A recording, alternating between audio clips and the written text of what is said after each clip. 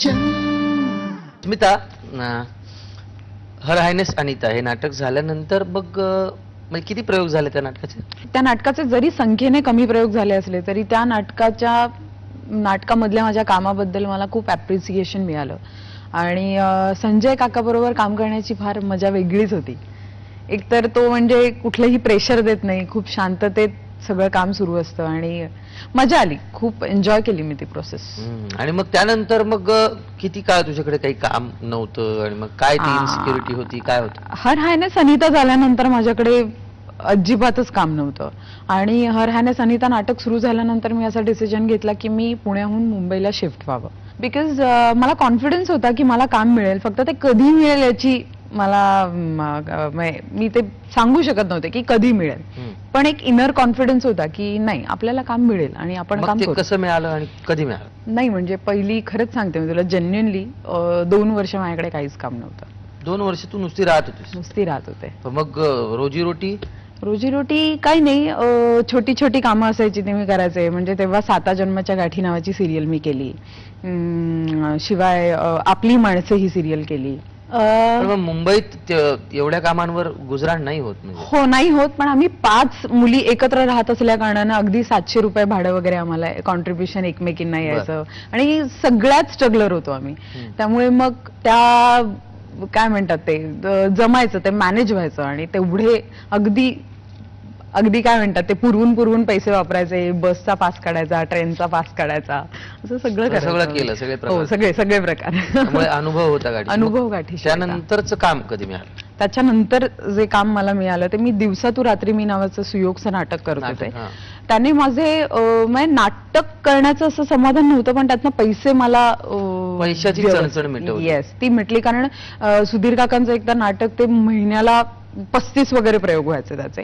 नंतर मग एका पॉइंटला वाटायला लागलं की मला हे करायला नाही यायचं होतं मुंबईत, मला आणखी चांगलं काम करायचंय, खूप छान काम करायचंय. मग मला जोगवा नावाचा सिनेमा राजीवने सांगितलं की तुला या सिनेमात काम करायचंय का. मग तारखांची सगळी ऍडजस्ट. कसं काय मिळालं? म्हणजे राजून तुझं काम पाहिलं होतं? हा, राजीवच्या प्रोडक्शन हाऊस मधनं मला फोन आला की असाचा एक रोल आहे तर करणारच का. त्याआधी ऑक्सिजन नावाचा सिनेमा राजीवने केला होता, त्या सिनेमासाठी विचारलं होतं, पण तेव्हा दिवसा तू रात्री मीच नाटक सुरू होतं. परत त्याने मला जोगवासाठी विचारलं, तेव्हाही दिवसा तू रात्री मी नाटक सुरू होतं. मग मी म्हटलं नाही, आता मला हा सिनेमा करायचा आहे बास. मग मला सगळे म्हणत होते की काय नाटक चालतं सोडतीयेस, परत हा सिनेमा संपल्यावर काय करणार आहेस वगैरे. मी म्हटलं आता जे काय होईल ते होईल, आता सिनेमा करायचा आहे. मग मी ते नाटक सोडलं आणि मी जोगवा सिनेमा करायला गेले. आणखी एक व्यक्ती काय म्हणते आपण बघूया. येस. सगळ्या तमाम महाराष्ट्राच्या जनतेसमोर मला तुला धन्यवाद म्हणायचं आहे, कारण जोगवामध्ये काम करायला म्हणून तू आलीस आणि मी तुझ्याकडनं एका गाण्याची गपचूप कोरिओग्राफी करून घेतली. लल्लाटी भंडार ह्या गाण्यासाठी तुझी मदत केली ती खूप मोलाची होती. तो चित्रपट नॅशनल लेवलपर्यंत पोहोचला, त्याच्यात तुझाही तेवढाच हातभार आहे. त्यासाठी खरोखर खूप खूप धन्यवाद. So sweet. तू कोरिओग्राफी केली होतीस? हो, मी स्टेप्स बसवल्या होत्या त्या गाण्यावरच्या. बर, पण जोगवाचा एकंदर अनुभव कसा होता? चांगला होता. कसं असतं जितू, आपल्याला ना चांगलं काम करायचंय आणि कुणाला तरी चांगलं काम करताना बघणं आणि तिथून इन्स्पायर्ड होऊन स्वतः चांगलं काम करण्याच्या दिशेने प्रवास करणं, ही जी मधली प्रोसेस असते ना ती खूप इंटरेस्टिंग असते. आणि ती प्रोसेस सगळी मला बघायला मिळाली. मला त्या फ्लोअरवर उपेंद्र होता, राजीव, ही सगळी माणसं म्हणजे कमाल आहेत. ही माणसं खूप सिनेमावर खूप प्रेम आहे यांचं आणि अत्यंत खऱ्या आणि जेन्युइन माणसांबरोबर मी कामं केली. ओके, राजीव आणखी काहीतरी म्हणतोय ते बघूया. आणि दुसरी खूप महत्वाची गोष्ट मला सांगावीशी वाटते तुला, ती अशी की जोगवात ज्यावेळेस तू काम करायला आलीस तेव्हा आणि आज जेव्हा मी विधवाच्या कोठीमध्ये काम करताना तुला बघितलं, तू हळूहळू अभिनेत्री बनण्याकडे प्रवास करते आणि हे बघताना खूप आनंद होतोय.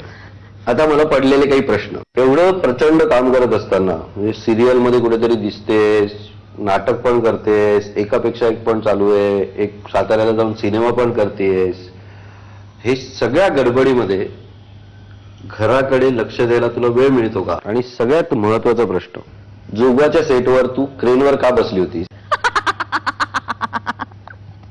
हा काय तो जे म्हणाला त्याच्याबद्दल काय क्रेनवर का बसली होतीस? क्रेनवर राजीव थांब आता मी क्रेनवर बसले होते कारण संजय दादा कॅमेराला होता आणि म्हणजे तू म्हणशील की एक ग्रुप बरोबर खूप छान ट्युनिंग झालेला माझा तसा ऍज पहिलाच सिनेमा जोगवा.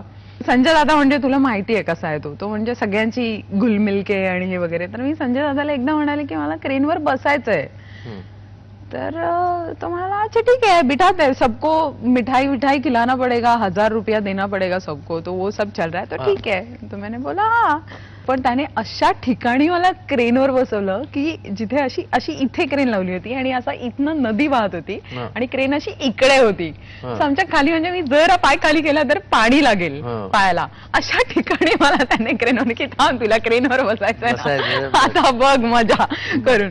पण so sweet of you Sanjay दादा की मला क्रेनवर बसवलं. आणि बर आणि घराकडे दुर्लक्ष होतं का? तर होतच असणार पण नवरा समंजस आहे माझा. స్మితాను తెలుగు చిత్రపట్ల నువ్వు పని చేస్తున్నావు?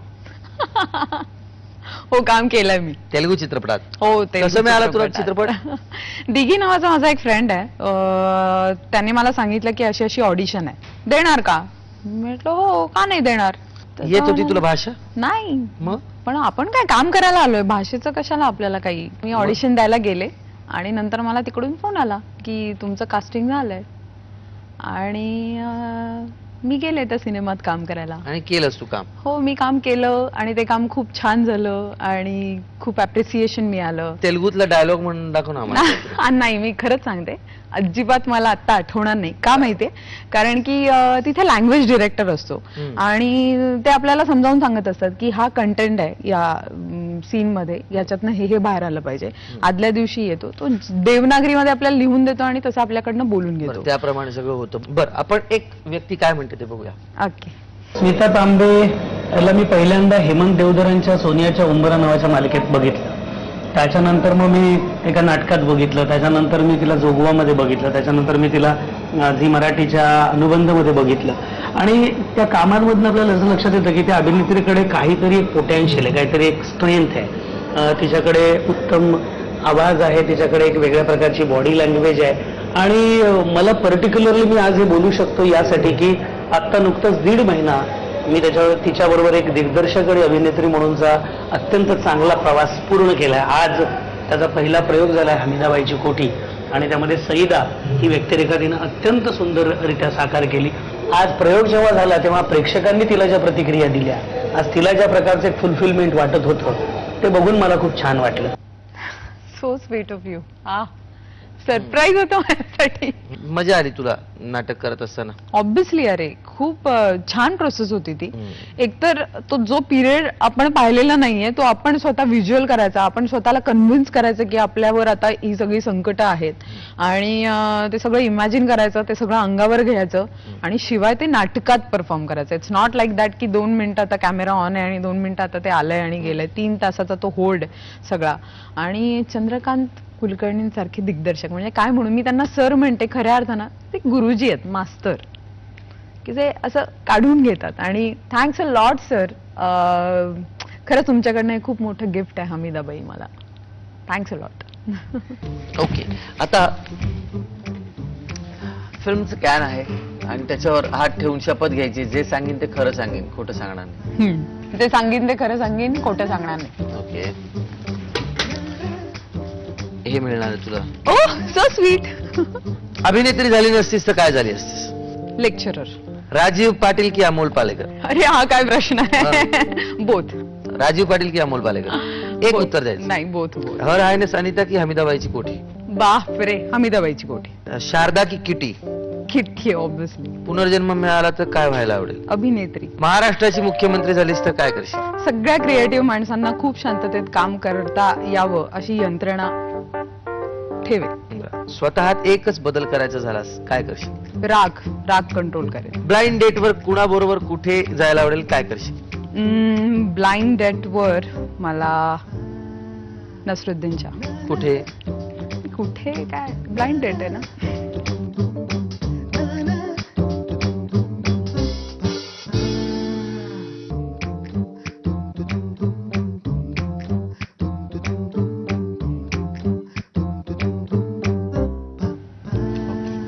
स्मिता. या. आणि तुझ्या पुढच्या सगळ्या प्रवासासाठी तुझी जी जी काही स्वप्न आहेत त्या सगळ्यांसाठी मनापासून अंतःकरणापासून शुभेच्छा. Thank you so much. Thank you so much. पुढचा एपिसोड नवीन सेलिब्रिटी बरोबर, त्यांच्या आयुष्यातली वेगळी स्वप्न, माणूस म्हणून त्यांना झोकण्याचा नवीन प्रयत्न. तोपर्यंत काळजी घ्या एकमेकांची आणि प्रेम करा एकमेकांवर. Bye bye. I love you all.